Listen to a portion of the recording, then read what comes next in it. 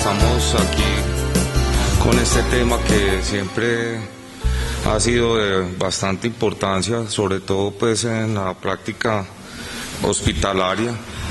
Es un tema importante para hablarlo con ustedes porque la experiencia que tengo es que la mayoría de nosotros en la formación de pregrado y en la parte previa a la experiencia fuera de la universidad, hemos visto pacientes con lupus siempre en la punta del iceberg, que es la punta de estos pacientes más graves que están hospitalizados. Afortunadamente, pues, la experiencia en los pacientes ambulatorios actualmente es muy diferente. La mayoría de los pacientes con lupus pueden tener una sobrevida a largo plazo importante y pueden evitar las complicaciones que se temen tanto. Y es importante tener este concepto porque para la comunidad en general hablar de lupus es como una de aquellas enfermedades graves que siempre pues conlleva como la muerte a su lado. Pero el lupus es una enfermedad actualmente tratable, es una enfermedad que puede evitarse las complicaciones en la mayoría de los casos y que se fundamenta pues esto en saber en qué estadio está el paciente y cómo podemos evitar las complicaciones. El lupus es una enfermedad sistémica porque las enfermedades autoinmunes pueden ser de dos tipos: las enfermedades sistémicas, que son la mayoría de las reumáticas, y las enfermedades autoinmunes limitadas, muchas de ellas conocidas que afectan un solo órgano, como decir la tiroiditis o la miastenia gravis. Pero las enfermedades autoinmunes reumatológicas son enfermedades sistémicas del tejido conectivo y eso conlleva una significancia hasta el diagnóstico, porque el tener ese compromiso sistémico nos va orientando hacia la enfermedad que vamos a tratar. Es una enfermedad multisistémica porque compromete múltiples órganos y eso también la diferencia de otras enfermedades autoinmunes, por ejemplo de la artritis reumatoide, que se enfoca, a pesar de ser una enfermedad sistémica también, tiene un foco primordial en uno de los órganos blancos que son las articulaciones, mientras que el lupus en cualquiera de sus estadios puede comprometer diferentes órganos y sistemas en forma única o simultánea. Y eso también nos ayuda a hacer diferencia o diagnóstico diferencial con otras enfermedades. Entonces el compromiso multisistémico lo hace también característico y además de ser una condición incurable para la inmensa mayoría de los casos. Esto es importante de tener en cuenta porque es lo primero que preguntan los pacientes, si van a ser curados de su enfermedad, y si usted no tiene cuidado con esto, pues el paciente va a abandonar el tratamiento, porque si usted le dice que es una enfermedad incurable, entonces dice, entonces ¿para qué me trato? ¿Para qué hago pues cualquier esfuerzo si no hay nada que hacer? Pero decir incurable no quiere decir intratable. Es tratable en la inmensa mayoría de los casos, afortunadamente, y eso hace que hay que explicárselo adecuadamente al paciente para que se tenga una buena adherencia y se eviten las complicaciones. La sobrevida a 15 años, pues obviamente es menor que la de la población general, pero tampoco es lo que vemos a nivel hospitalario, donde la mortalidad es muy elevada por las mismas complicaciones que ya tiene el paciente. Nosotros en cuidado intensivo pues vemos todavía la punta más alta del iceberg y eso también lo sesga uno mucho en decir cuál es la gravedad del compromiso del paciente. Pero la mayoría de los pacientes con lupus andan en la calle, andan en su vida cotidiana, andan teniendo su vida normal, trabajando, etcétera. Entonces no hay que pensar que la sobrevida esté tan afectada, sobre todo si logramos diagnosticar tempranamente al paciente. Es una enfermedad de predominio en la mujer, hay diferentes estadísticas, pero pues el hecho es que es netamente una enfermedad de la mujer, como otras enfermedades autoinmunes, pero en esta es todavía más marcado el predominio en la mujer por diferentes factores. Afecta a cualquier población a nivel del mundo, no afecta, pues aunque hay puede haber una mayor predilección. Lo que pasa es que la mayoría de estos estudios de incidencia y prevalencia son hechos en Estados Unidos y en Europa, y obviamente allá van a demostrar una mayor prevalencia en poblaciones afroamericanas y hispánicas de origen latinoamericano. Pero eso probablemente sea un sesgo de esas poblaciones porque son generalmente poblaciones que allá tienen un nivel socioeconómico inferior y pueden ser afectados por factores medioambientales diferentes al resto de la población. Y como vemos, y esto siempre hago énfasis de que la idea de que la reumatología es una especialidad para pacientes viejitos y ya que no hay nada que hacer, es por el contrario una especialidad de personas adultas y adultas generalmente jóvenes, y en el lupus específicamente población muy productiva porque están en la primera, pues en la adolescencia tardía o en la edad adulta temprana. Y este es el promedio de edad pues en general, pero obviamente los pacientes más graves son los más jóvenes. Lastimosamente la mayor gravedad se ve en mujeres menores de 20 años y es por eso que debemos tratar de hacer diagnóstico temprano por el grave impacto que eso tiene para ese paciente y la familia. Como les mencionaba, entonces el lupus es una enfermedad sistémica autoinmune que se caracteriza por la producción de autoanticuerpos y como la formación y depósito de estos anticuerpos en forma de complejos inmunes en los tejidos. Aquí, como les mencionaba, pues puede que haya estadísticas que hablen de una predominancia, pero eso es en otros países. El origen de la enfermedad es múltiple, por eso no se habla de una causa como la conocíamos desde la época de Pasteur, donde se buscaba un agente y una consecuencia. Aquí el problema es múltiple y eso también es importante para hablarle a los pacientes, porque los pacientes siempre dicen, ¿por qué a mí? ¿Por qué yo tengo esta enfermedad? Y hay que decirles que no hay una sola explicación. Partimos de un problema genético en todos ellos, hay una susceptibilidad. Las personas no heredan la enfermedad, no heredan el lupus, heredan una susceptibilidad a través de múltiples genes de la familia. Por eso es cuando muchos preguntan o se preguntan si tienen algún familiar comprometido, lo más probable es que no lo encuentren. Y los casos en donde hay historia familiar son más graves. Entonces el papel del factor genético es un papel de susceptibilidad y se presentan diferentes cambios genéticos a nivel del sistema mayor de histocompatibilidad, de la parte hormonal y de las citoquinas, de las diferentes citoquinas. Hay un factor hormonal, obviamente, que es lo que ha llevado a dar la mayor explicación del predominio en la mujer, del efecto estrogénico y de otras hormonas predominantes como la prolactina, y por eso que se da el predominio en la mujer y no en el hombre. Y obviamente un factor ambiental. La enfermedad autoinmune se considera una enfermedad adquirida con base genética. Eso es difícil de entender, pero es el hecho de la susceptibilidad y exposición posterior durante la vida a factores ambientales que van a hacer que se presente como tal la expresión clínica de la enfermedad autoinmune. Y por eso podríamos llegar a hablar de que estas enfermedades podrían ser curadas a través de un trasplante de médula ósea, que es lo más reciente en el tratamiento de las enfermedades autoinmunes, o con terapia celular. Sin embargo, pues obviamente estos son formas muy agresivas de tratamiento que no se utilizan en la práctica.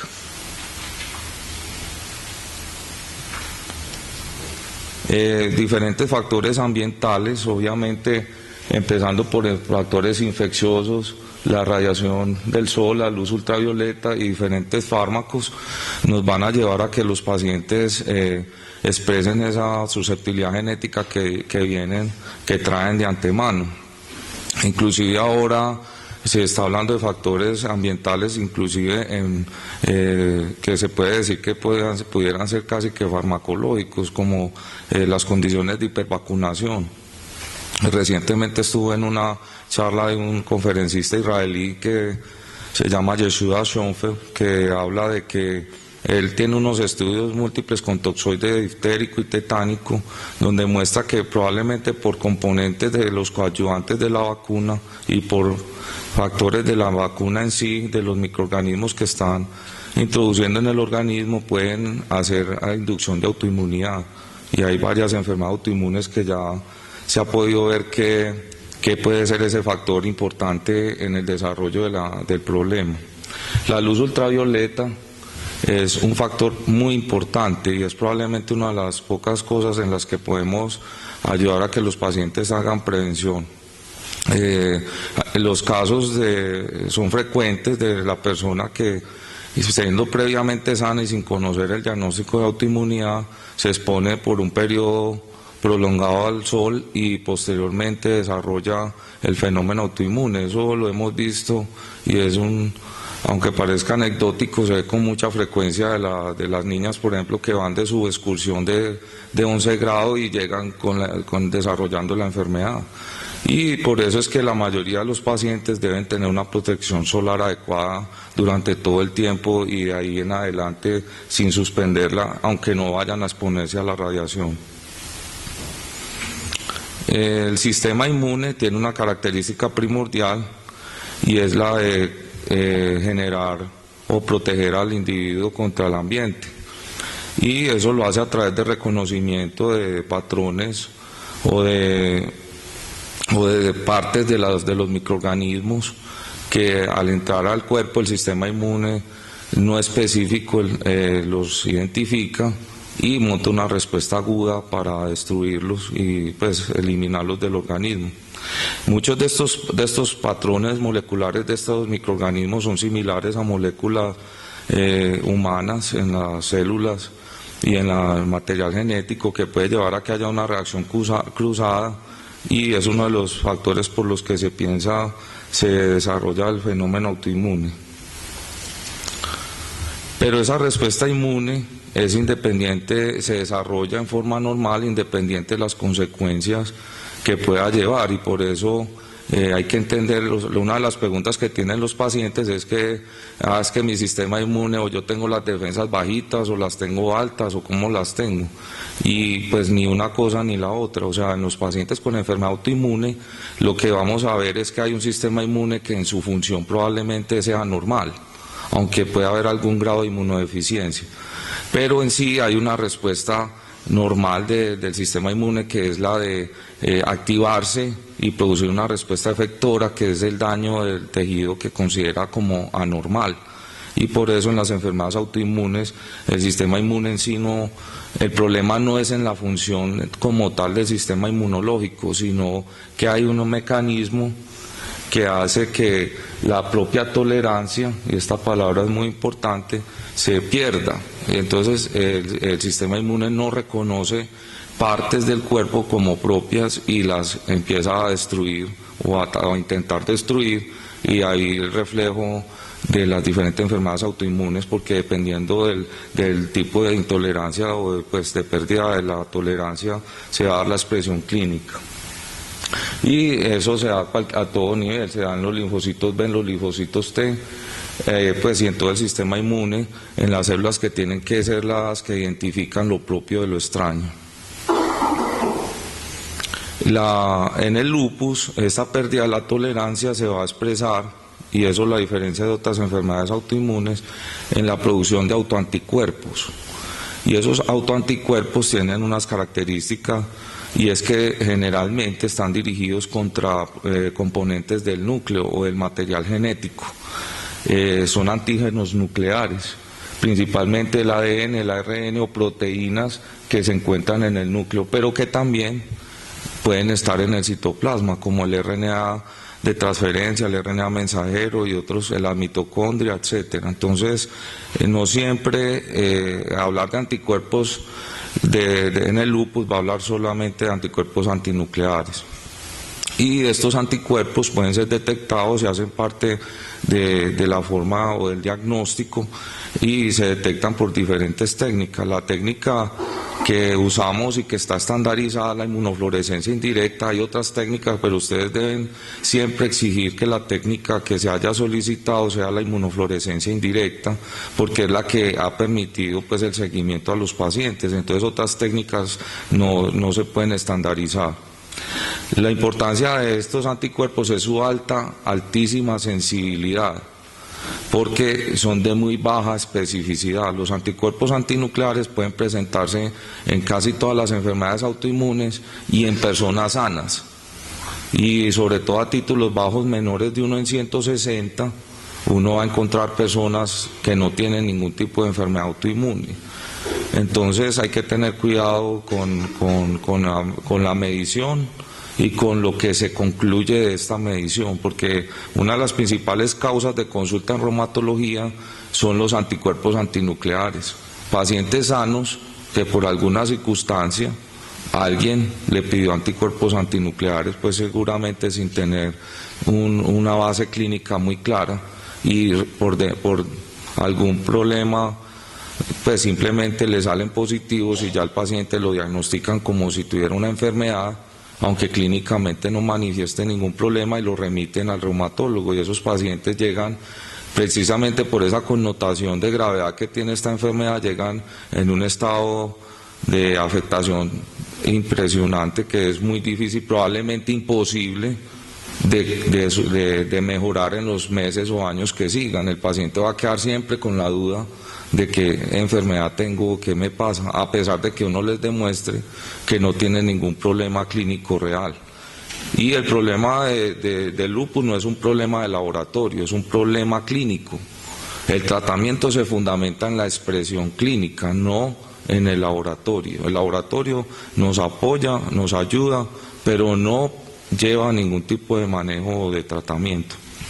Entonces, lo importante es tener en cuenta que los anticuerpos antinucleares, siendo una prueba muy sensible, no es una prueba específica, y se presenta en el 98, inclusive algunos dicen que hasta el 99% de los casos de lupus, pero no concluye ni hace el diagnóstico. Si un paciente que yo creo que tiene lupus no tiene anticuerpos antinucleares, prácticamente queda solo una pequeñísima probabilidad que realmente tenga una enfermedad, y es probablemente necesario repetir los anticuerpos en un periodo prudencial. Pero ya uno debe empezar a buscar otras posibilidades diagnósticas, a pesar de que la clínica aparentemente indique que pueda ser un lupus, pero es muy raro, extremadamente infrecuente, una persona que tenga lupus y no tenga anticuerpos antinucleares. Además, existen otros anticuerpos que deben ser estudiados también, que van a ayudar en estos casos. Esto simplemente lo traigo para mostrar las técnicas de inmunofluorescencia. Los clínicos o los que reciben el paciente no tienen que hacer la lectura de la inmunofluorescencia, eso lo debe hacer una persona experta. Lo que nosotros tenemos que interpretar es el resultado como tal, y debemos saber que el resultado va a ser expresado como una inmunofluorescencia en células CEP2 y con diferentes patrones. Son 5 patrones fundamentales, son 5 patrones, y pues es cultura general saberlos, porque pues generalmente hay mucha confusión con respecto a esto. Los patrones más comunes en el lupus, que son el patrón homogéneo, el anular y el moteado, que no son específicos, pero son los más característicos, porque hay 2 patrones que son el patrón centromérico y el nucleolar, que no son característicos en el lupus, sino en otro grupo de enfermedades que son la escleroderma, aunque no son pues tampoco excluyentes.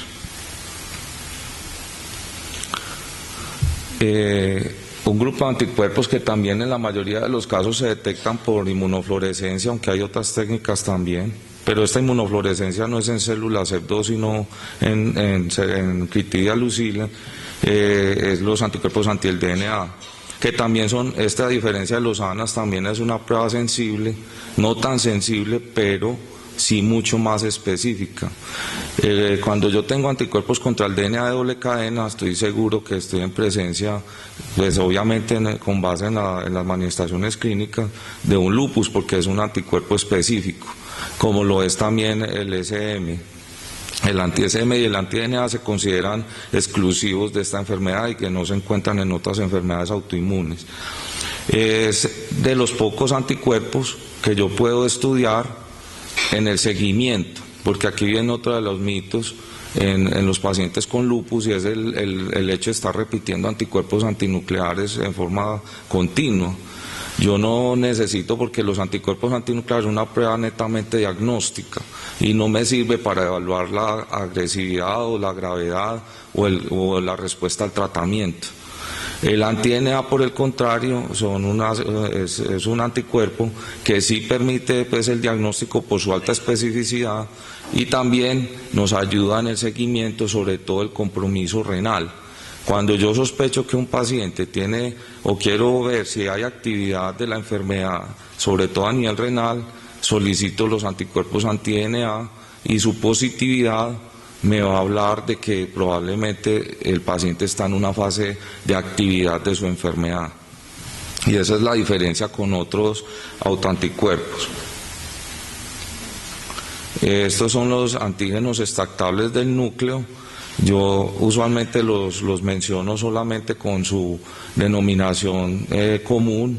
Son estos 4, son antígenos que se extractan del núcleo y se dan generalmente un patrón de compromiso de tinción moteada en la inmunofluorescencia.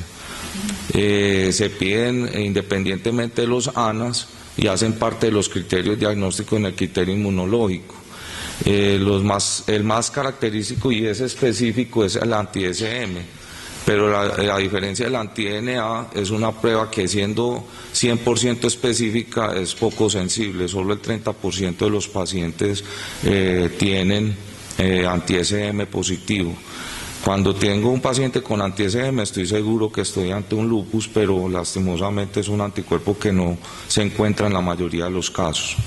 El RO y el LA están asociados a una manifestación clínica que es el síndrome seco, el síndrome de Sjögren, y sobre todo el anti-RO, se asocia al lupus neonatal porque es un anticuerpo que puede pasar la barrera placentaria y causar compromiso en el feto y en el niño pues posterior al parto.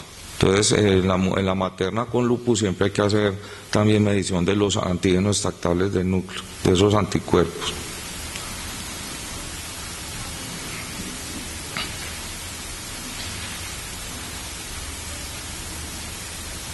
Hay otro tipo de anticuerpos de uso frecuente en la práctica en el lupus, que son las anticardiolipinas. Las anticardiolipinas son un grupo de anticuerpos dirigidos contra fosfolípidos que se lograron asociar al desarrollo de una manifestación clínica del lupus, que es el síndrome antifosfolípido. El síndrome antifosfolípido puede ser una manifestación del lupus o puede ser una enfermedad primaria como sin manifestaciones de compromiso sistémico. Y está el anticoagulante lúpico, que es un efecto de laboratorio de anticuerpos dirigidos también contra los fosfolípidos que hacen que se prolongue el TPT sin que haya tendencia a sangrado, sino por el contrario tendencia a fenómenos de hipercoagulabilidad. Y eso pues es paradójico. A veces pacientes con TPT prolongado y lo que están presentando es fenómenos de trombosis a diferente nivel o pérdidas fetales. El lupus, como les digo, el síndrome antifosfolípido puede presentarse con el lupus o en ausencia del lupus, y la manifestación más grave de él es el síndrome antifosfolípido catastrófico, que es una manifestación que se presenta casi como una coagulopatía intravascular diseminada con una falla orgánica múltiple, principalmente con compromiso renal y pulmonar, pero pues afortunadamente es una manifestación muy rara. En muchos pacientes con lupus se presenta el BRL falso positivo, que pues debemos concluirlo pues excluyendo otras enfermedades infecciosas con las pruebas treponémicas. Obviamente esta es una prueba inespecífica que también se da por la reacción cruzada con los anticuerpos contra los fosfolípidos. Entonces el BRL se solicita, usualmente está positivo a títulos bajos y las pruebas treponémicas van a ser negativas. Para el diagnóstico del lupus tenemos, y todos como hemos conocido, pues los famosos criterios del Colegio Americano de Reumatología, que aún hoy son vigentes. Son 11 criterios y de ellos el paciente por lo menos debe tener 4.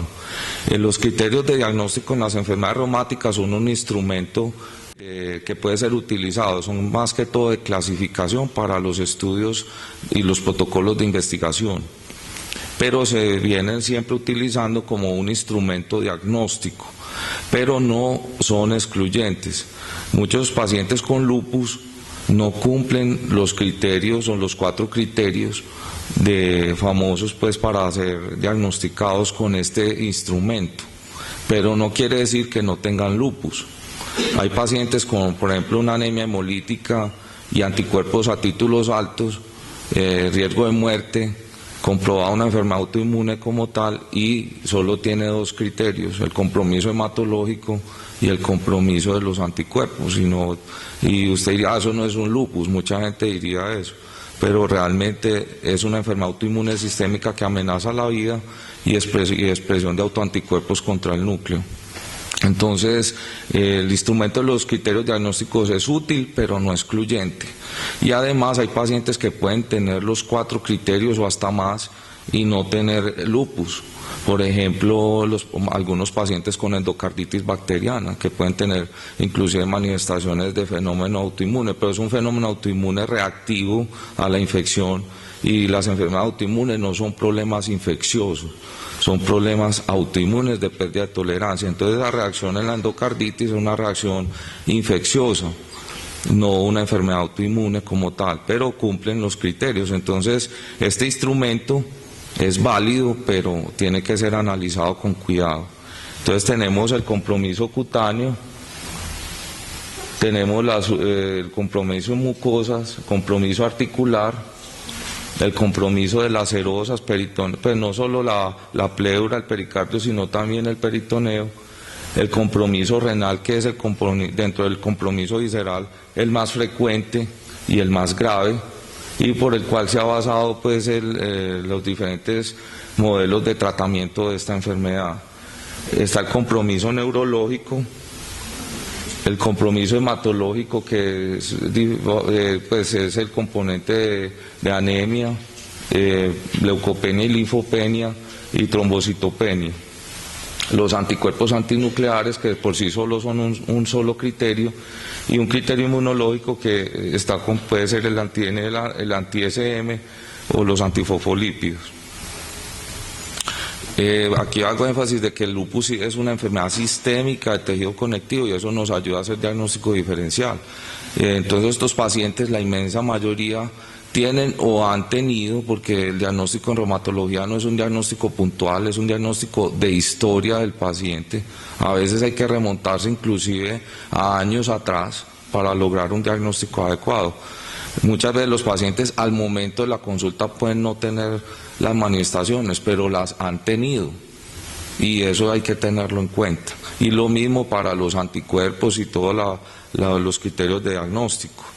El hecho de no tenerlos puntualmente al momento de la evaluación no quiere decir que no los hayan tenido en el pasado, y eso debe tenerse en cuenta. Hay pacientes que llegan a la consulta con anticuerpos antinucleares negativos, pero los tuvieron positivos antes, y entonces tenemos siempre que estar preguntando por exámenes y manifestaciones previas, inclusive de meses o años anteriores. Y no podemos decir, el hecho de un examen ser más reciente no quiere decir que es más válido que un examen más antiguo.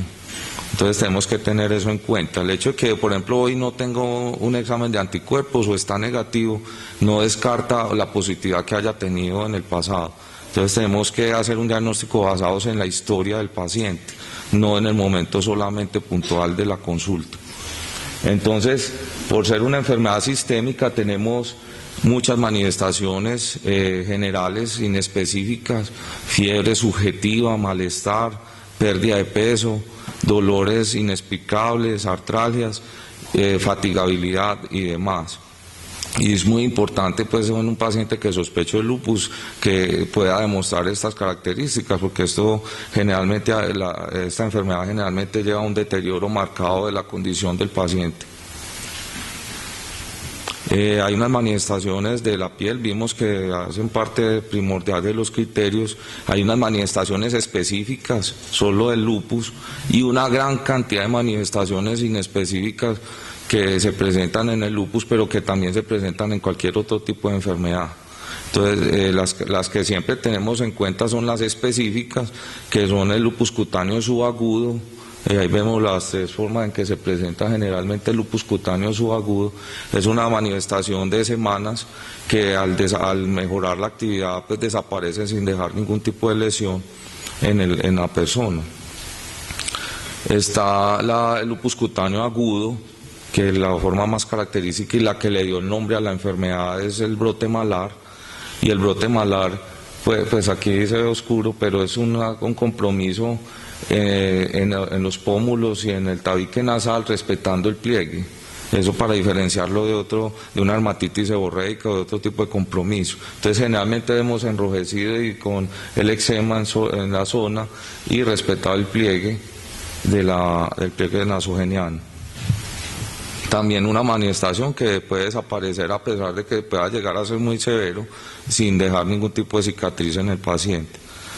Las úlceras orales, generalmente en el paladar duro, pero presentes en cualquier región de la mucosa oral, no en los labios, pues, sino que es el más característico, es el que se presenta en el paladar y característicamente no generan mucha sintomatología en el paciente, o sea que no causa mucha molestia. Manifestaciones vemos menos específicas como las telangiectasias, la caída de cabello. La caída de cabello es una manifestación inespecífica que debe mirarse con cuidado porque muchas mujeres o pacientes se les pregunta si tienen caída de cabello y muchas veces refieren que sí, pero la caída significativa de cabello es aquella que para la clínica en la práctica es que al hacer tracción del cabello se desprende fácilmente, no la que el paciente reporta como cuando está peinándose o cuando se baña, que dice, es que se me cae demasiado, pero cuando lo evaluamos al paciente debe haber desprendimiento fácil y ahí vemos que si no hay un desprendimiento fácil no debemos tener en cuenta lo que el paciente refiere como criterio de la enfermedad o como parte de la manifestación. Y es una manifestación que aunque no es específica, sí nos habla mucho de recaída. Es una de las primeras siempre que manifestaciones que uno en la práctica de pacientes que están activos y empiezan a presentar es caída del cabello.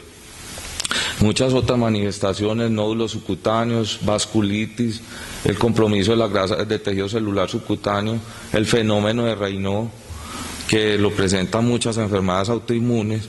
También está presente en el lupus. Afortunadamente en el lupus no es tan severa su manifestación, rara vez va a llevar a que tenga una necrosis digital como si ocurre en la escleroderma, pero muchos pacientes si lo ayudan a uno a orientar el problema hacia una enfermedad autoinmune es la presencia del fenómeno de Raynaud en todas sus fases, que es la fase inicial de cianosis, palidez y de normalidad en reacción al frío. Es importante también ver que no siempre el fenómeno de Raynaud se presenta como en reacción al frío, puede presentarse también en reacción a fenómenos de estrés y eso pues por eso algunos pacientes lo refieren en otros momentos diferentes a exposición al frío.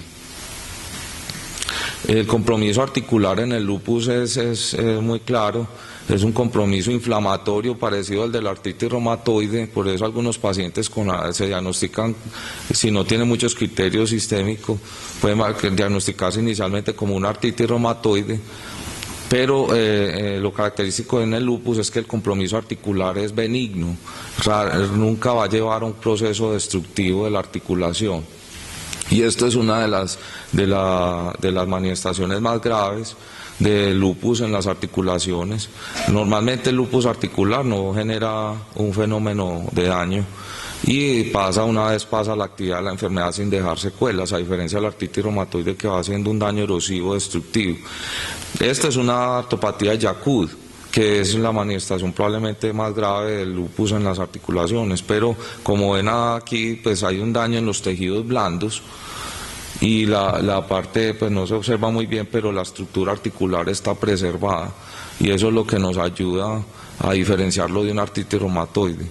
Entonces en el lupus sí puede haber algunas manifestaciones en la parte articular de mayor daño, pero por compromiso de la parte del soporte de la articulación, más no de daño articular.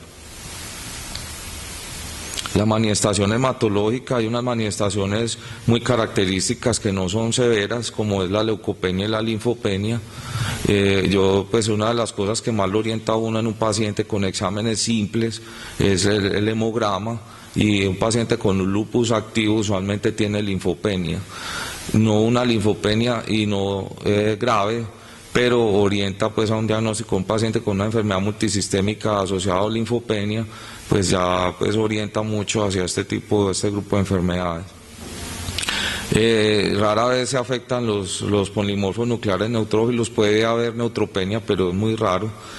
Y también puede haber trombocitopenia, generalmente valores que no están por debajo de 80.000 plaquetas, a no ser que el paciente tenga lo que se llama una púrpura trombocitopénica idiopática o autoinmune, que también puede ser aislada o ser parte del lupus. Es indiferente pues la manifestación clínica de una PTI de una púrpura en el lupus, es simplemente en el lupus hay otras manifestaciones, en la PTI pues el compromiso es exclusivamente hematológico. Pero la trombocitopenia en el lupus usualmente es una trombocitopenia superior a 80.000 que no amenaza la vida del paciente, simplemente nos ayuda como parte del diagnóstico. Y cuando está presente esta trombocitopenia también debemos vigilar mucho la presencia de los anticuerpos anticardiolipinas y el anticoagulante lúpico. La manifestación renal es la manifestación visceral más frecuente y ha sido la manifestación como característica y en la que se fundamenta los estudios de tratamiento del lupus.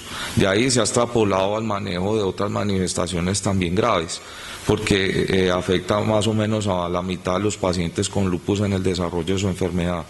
Usualmente en el primer año de desarrollo, en el primero o segundo año de inicio de la enfermedad autoinmune.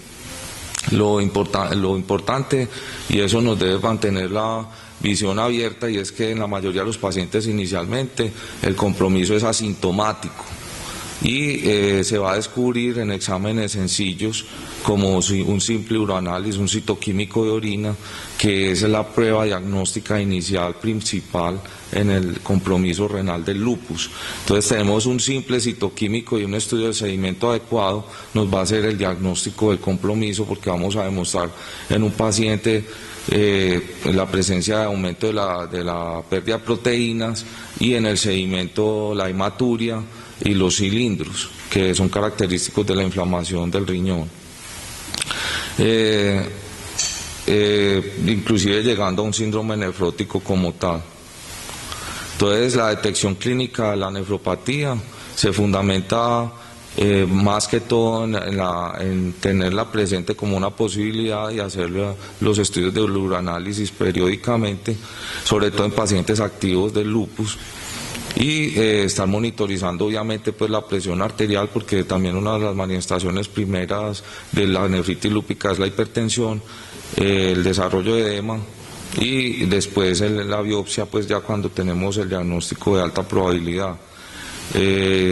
La clasificación pues grande de la nefritis lúpica, esto tiene su pormenor, pero pienso que lo importante es tener en cuenta que la nefritis lúpica se clasifica en 6 grandes grupos.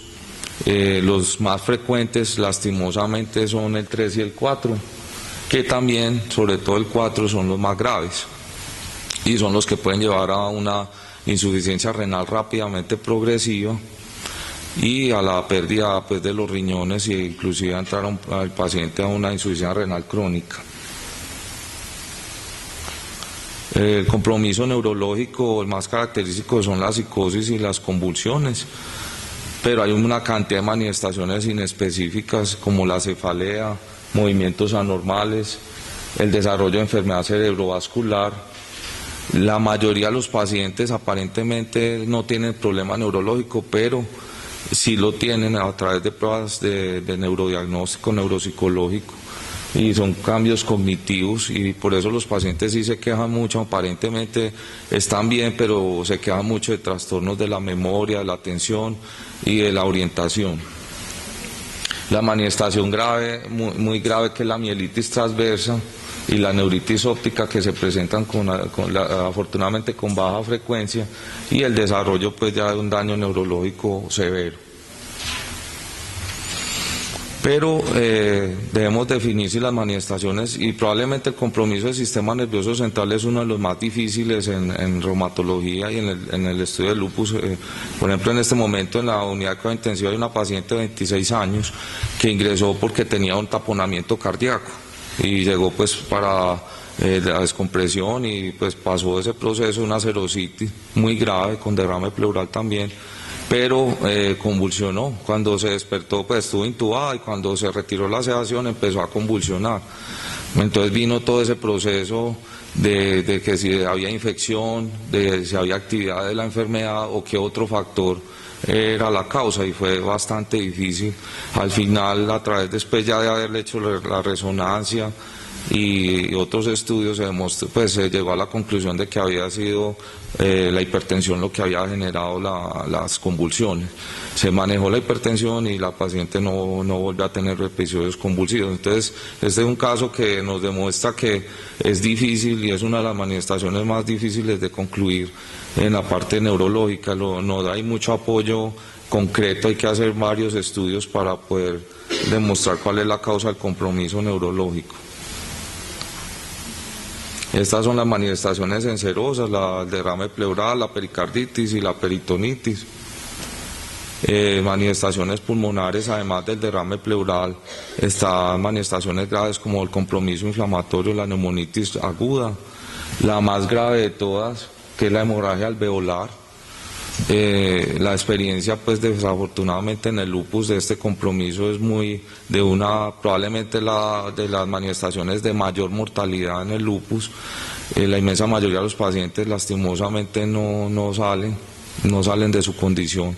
La experiencia que tengo en cuidado intensivo es mala, porque a diferencia de otras causas de hemorragia alveolar como la granulomatosis de Wegener o la poliangitis microscópica, responden mal al tratamiento y tienen sobreinfecciones y complicaciones que generalmente van llevando a que se prolongue su estancia en la UCI y no puedan salir de esa fase.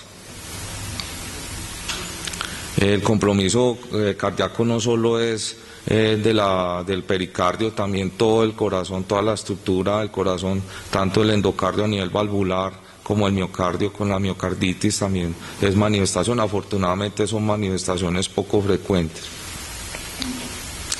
Aquí quería hacer una mención a que los pacientes con lupus y otras enfermedades autoinmunes son considerados en este momento como pacientes de alto riesgo cardiovascular, probablemente mayor riesgo que inclusive los diabéticos, porque siempre que hablamos de riesgo cardiovascular pensamos en el diabético, pero el paciente con enfermedad autoinmune como artritis reumatoide, lupus, la primera causa de muerte general es por riesgo cardiovascular, por infarto y por otras manifestaciones de enfermedad cardiovascular. Y tenemos que tener prevención del riesgo cardiovascular en este grupo de pacientes. En el lupus hay una curva bimodal de muerte. La primera es en los primeros años de evolución de la enfermedad por actividad de la enfermedad como tal, y después de 5 años de evolución la mortalidad se da por factores no ya de actividad de ella, sino por complicaciones a nivel cardiovascular. Entonces tenemos que hacer un control adecuado de la hipertensión, de la dislipidemia y de otros factores de riesgo. Entonces me parece importante tener eso en cuenta dentro del tratamiento, porque cabe en la atención primaria del paciente. Manifestaciones a nivel de otros órganos no hacen parte de los criterios: las manifestaciones digestivas, manifestaciones a todo nivel, y las manifestaciones oculares que pueden comprometer cualquier estructura del ojo. El lupus puede llegar a ser una enfermedad grave, de estar ingresado a la unidad de cuidado intensivo. La causa de muerte es principalmente por infecciones, es la principal causa de ingreso del paciente. Pero en segundo lugar mire lo de la hemorragia alveolar, importante pues, habiendo otras grandes manifestaciones muy graves, pero la que causa mortalidad es esta, que es muy poco frecuente afortunadamente. Y la sobrevida es inversa a la duración de la estancia en la unidad de cuidado intensivo. Entonces son pacientes que si a uno se le prolonga su estancia, pues va a tener una mortalidad que se aumenta muchísimo.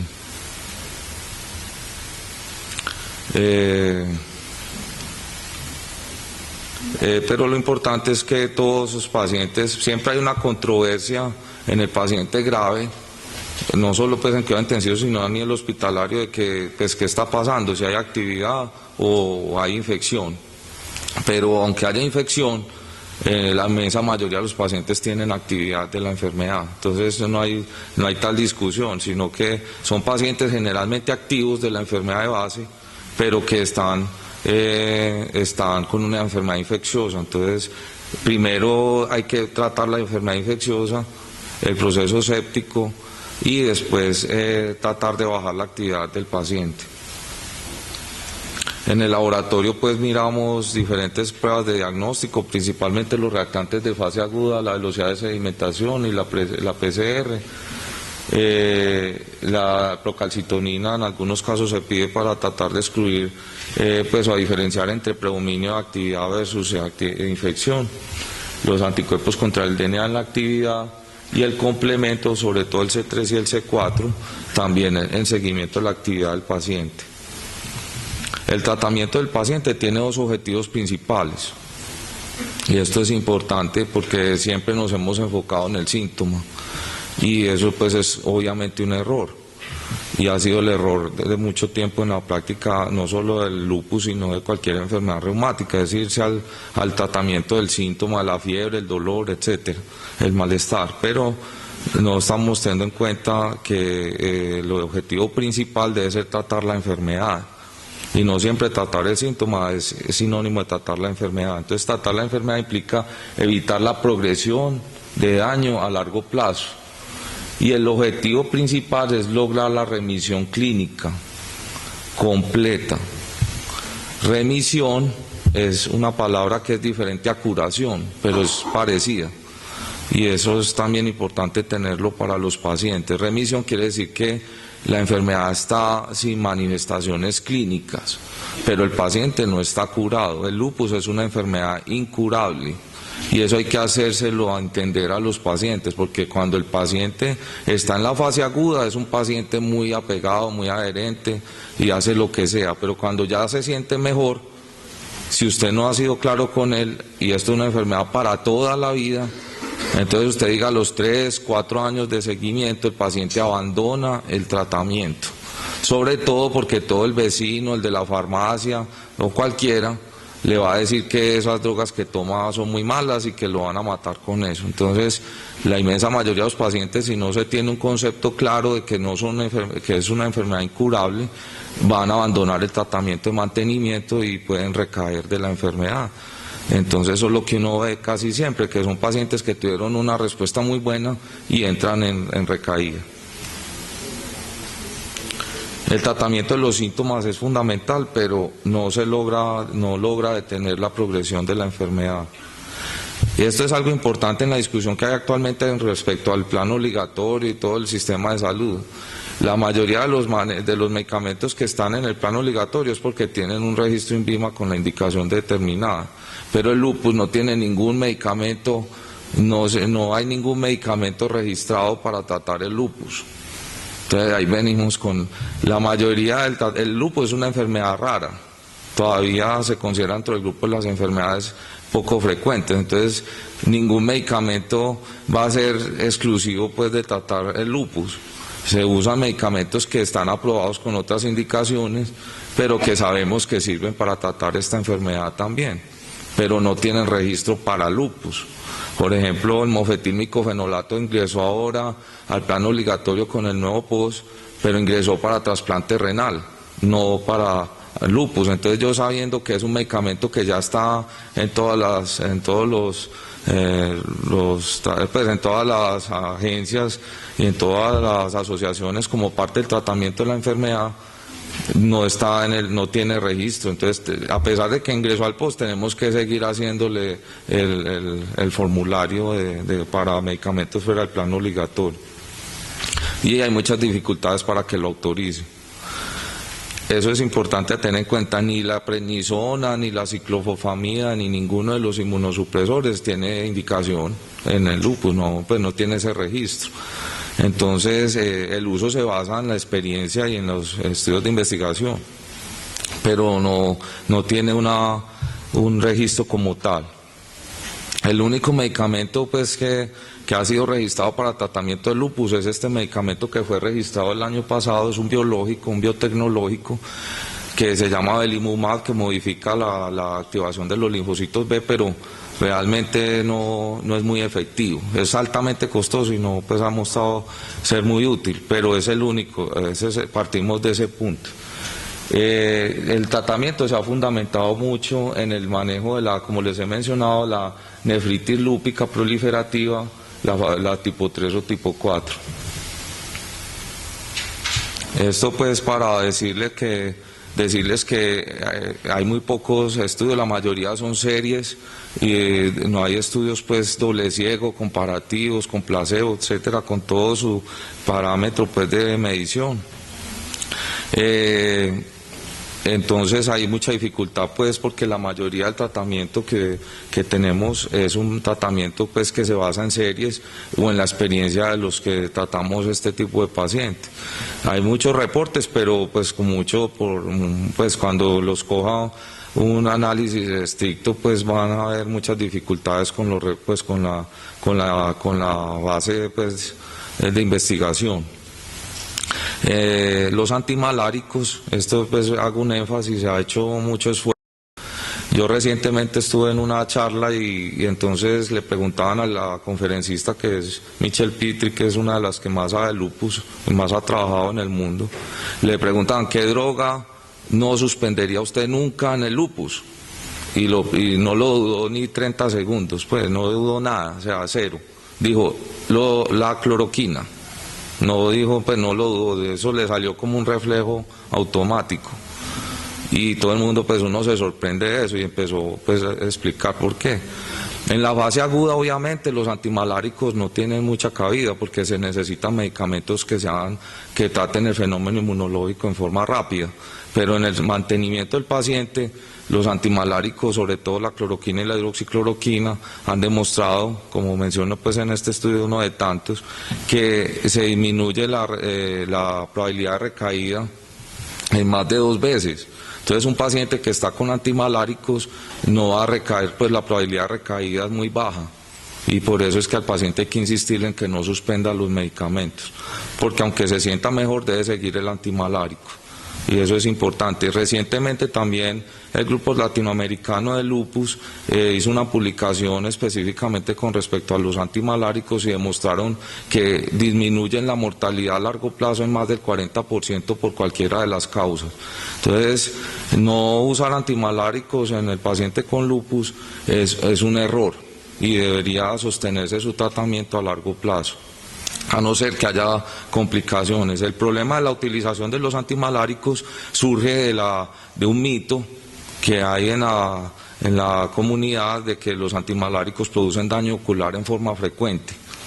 Y el seguimiento más clásico de antimaláricos, que también se publicó el año pasado, fue un seguimiento de 10 años de tratamiento con antimaláricos y solo se demostró en 10.000 personas usando antimaláricos por 10 años un solo caso realmente que se pudiera demostrar que era por el antimalárico, o sea que la incidencia de daño ocular por antimaláricos es muy bajo con respecto a la utilidad que tiene. Obviamente el paciente tiene que estar en un seguimiento oftalmológico y no de la opinión del oftalmólogo, sino de un examen profundo del compromiso que pueda tener el medicamento a nivel ocular, porque muchos oftalmólogos opinan que, como la comunidad general, de que los antimaláricos son malos, pero no hacen la evaluación adecuada. Entonces hay que pedir esa evaluación adecuada para poder excluir a un paciente del uso de los antimaláricos.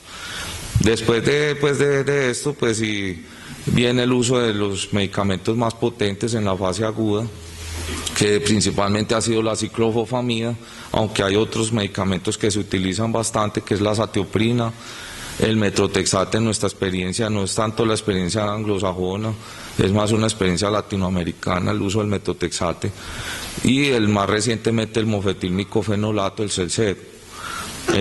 La ciclofosfamida ha sido el gol pues, estándar de manejo de las complicaciones graves. Se hace el tratamiento en las complicaciones graves en 2 fases. Recordar que el objetivo es lograr la remisión clínica completa, entonces se hace una fase inicial de inducción de remisión que se hace pues, en forma agresiva, con ciclofosfamida en 2 esquemas, que está el esquema del Instituto Nacional de Salud de Estados Unidos, o el Eurolupus, que es basado en el esquema del EULAR, de la Liga Europea contra el Reumatismo. Son esquemas que tienen una variación en esa fase de inducción, en la periodicidad con que se administra la ciclofosfamida. En la NIH se usa la dosis mensual de ciclofosfamida, y en el Eurolupus se usa una dosis quincenal. Pero la dosis es mayor en el NIH y más bajita en el Eurolupus. Se hace la inducción y se pasa a una fase de mantenimiento que anteriormente era también con ciclofosfamida cada 3 meses. Pero ya se está abandonando mucho esta fase de seguimiento con ciclofosfamida, y la mayoría de los pacientes los pasamos a mofetilmicofenolato, aunque pueden usarse otros de los inmunosupresores. La dosis de ciclofosfamida es alta, es una dosis de 0.5 gramos por cada mes, y se tienen estos 2 esquemas, el mensual o el quincenal. El quincenal es de 500 miligramos y el mensual es de 0.5 gramos por metro cuadrado. El quincenal es por 3 meses y se pasa a la fase de mantenimiento. La ciclofosfamida tiene una alta incidencia de complicaciones a nivel infeccioso y a nivel de infertilidad en la mujer. Entonces,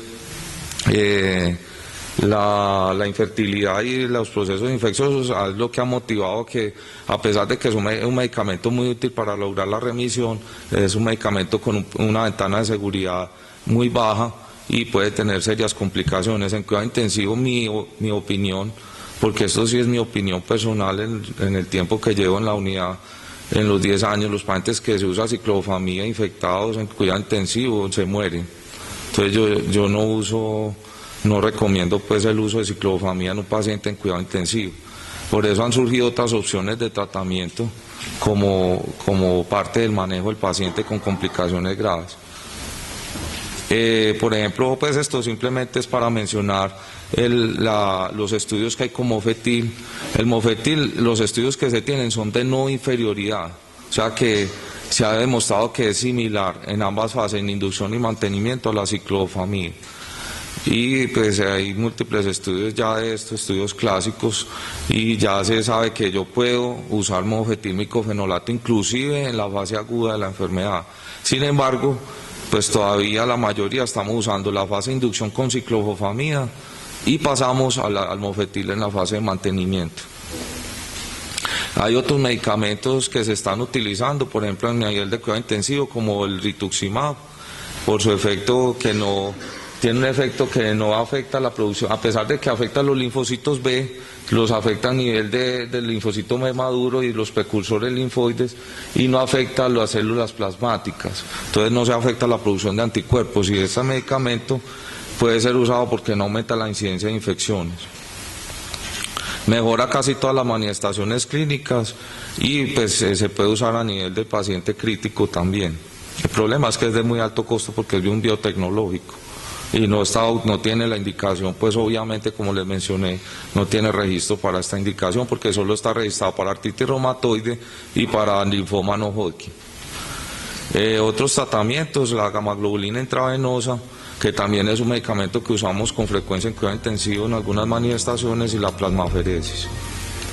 Bueno, con esto es el tema del lupus, es un tema bien amplio, traté pues como de hacer un enfoque general y hasta acá vamos a hablar. Si tienen alguna pregunta, por favor, para concluir el tema.